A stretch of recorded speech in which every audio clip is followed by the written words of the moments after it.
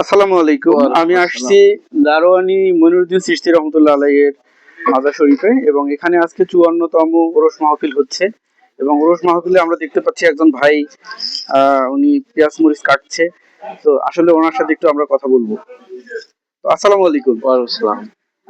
তো ভাইজান, আপনি কতদিন যাবত এই দরবারে আসেন? এই দরবারে প্রায় 25 বছর। 25 বছর। আচ্ছা আচ্ছা।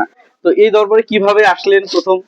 এই দরবারে আমার ভগ্নিপতিরা আসছিল, তো ওদের সঙ্গে আসছি। আস্তে আস্তে দেখি এই দরবারে আমি তো এখন আসছি তেমন জানি না, কিন্তু দরবারে আসি দেখি অনেক কিছু দেখা যায়। খুব ভালো আমল শিখি। আচ্ছা আচ্ছা। না, আমরা জানি যে এটা একটা আধ্যাত্মিক বিদ্যাপীঠ। তো আমরা বাংলাদেশে এবং দেশের বাইরে অনেক মাজার, দরগা এবং এই আধ্যাত্মিক বিদ্যাপীঠ গুলো আছে, যেগুলোর মধ্যে আমরা যাই, কিন্তু দেখতে পাই যে সেখানে নামাজ বা রোজা এই জিনিসগুলোতে খুব একটা কঠোর না। যে যে যেটা করুক না কেন, কাউকে কোনো বাধা ধরার নিয়ম দেয় না। কিন্তু আমি এখানে এসে জানতে পারলাম, যেটা আপনি বললেন, যে এখানে পুরোটাই শরীয়ত সম্মত এবং নামাজ, রোজা, হালাল হারাম একদম কঠোরভাবে পালন করা হয়। এখানে অন্যান্য দরবারে ভাবে নামাজ কালাম হয়, আর এখানে খাইতে হবে, চলতে হবে, করতে হবে, সব কিছু এখানে। রাইট। আর সঠিক জিনিস যেটা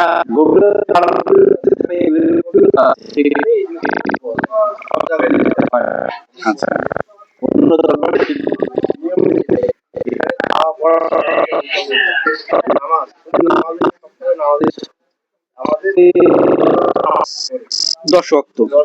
নরমালি সাধারণ মানুষ 5 ওয়াক্ত পড়ে, এখানে আরো 5 ওয়াক্ত এক্সট্রা পড়া হয়। আচ্ছা আচ্ছা আচ্ছা।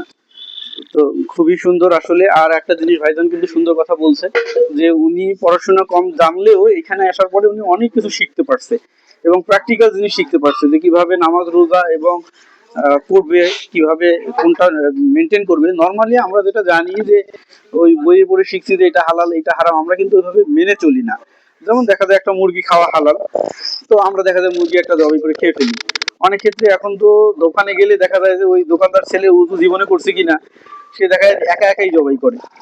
আবার কোনো কিছুই ঠিকঠাক নেই, সে জবাই করে দিয়ে দিচ্ছে, আমরা এটাকে বয়েল করে দেখা যায় ড্রেসিং করে খেয়ে ফেলতেছি।